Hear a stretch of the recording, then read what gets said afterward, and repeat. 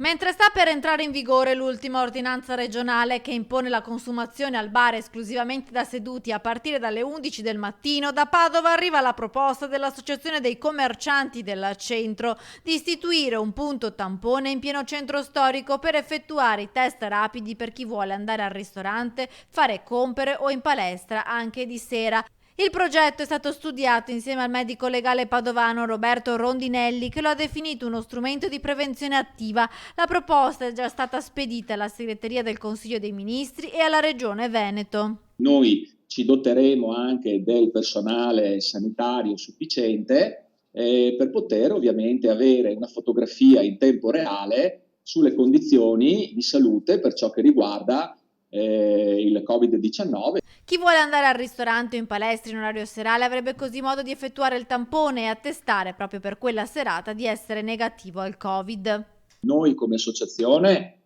ci accolleremo il costo del personale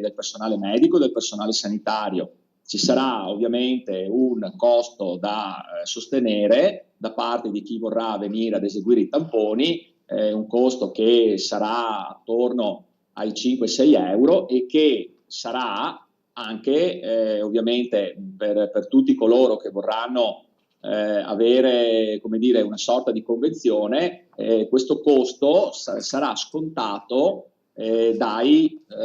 commercianti o dagli esercenti o dai ristoratori. Chi invece risulta positivo si dovrà mettere in isolamento fiduciario e la sua situazione verrà comunicata alle autorità sanitarie. L'idea è quella di allestire una tenda, una delle sedi proposte è Piazza Garibaldi. Noi siamo pronti con le attrezzature perché ci siamo già dotati di un numero sufficiente di tamponi, abbiamo individuato anche il personale sanitario che ci ha dato ampia disponibilità e ci sarà da chiedere l'occupazione solo pubblico al comune e